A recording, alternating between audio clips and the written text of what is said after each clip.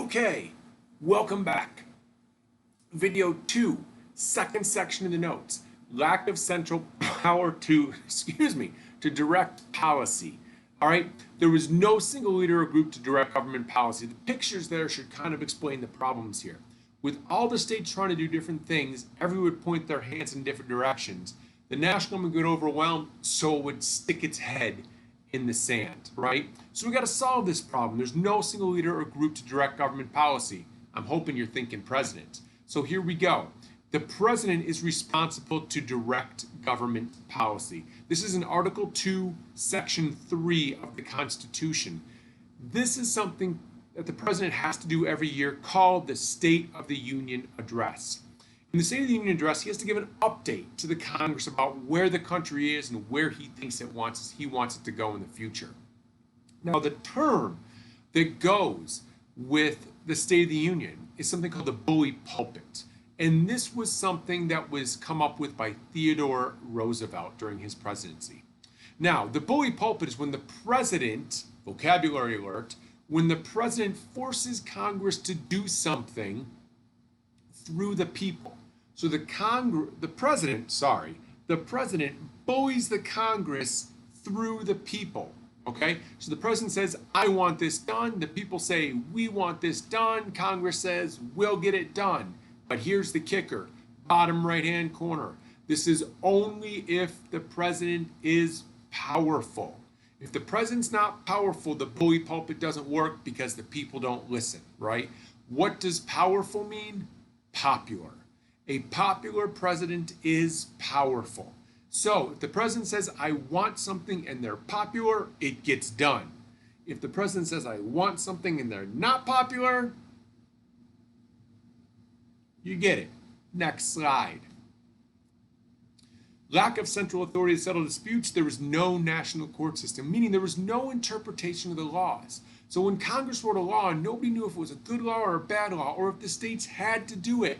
The states were confused. The Congress was confused. The people were confused. What's the solution? The solution is two parts here. First part, the Supreme Court, or all federal courts, get the power of judicial review. Now, what that means is these courts have the ability to declare a law or executive action unconstitutional. So they look at the Constitution, they look at the law or executive action, and they say no, yes, they being the courts, okay? This helps kind of settle the problems that are going on between the national government and the state government. This is a big deal, okay?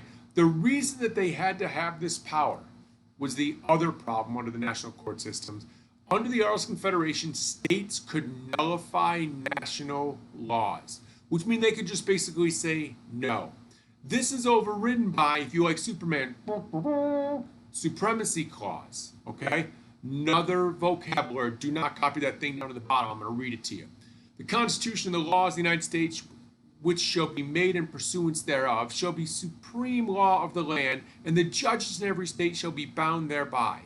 And things in the Constitution or laws of any state to the contrary notwithstanding. Anything. I should do a better job there. Vocabulary alert, nullification, a state's ability to ignore or overturn a national law.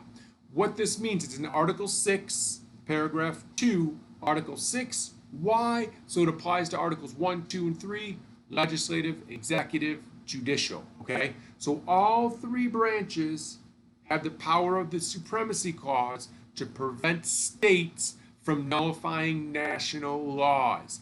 Now the states have to listen. Big deal. No more nullification. Now they're more unified.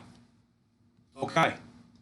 Supremacy clause. Clause in the Constitution that prohibits nullification and guarantees national laws are supreme over state laws. Don't copy the clause. Don't do it. There is your definition. Bottom right-hand corner. Supremacy clause. Okay?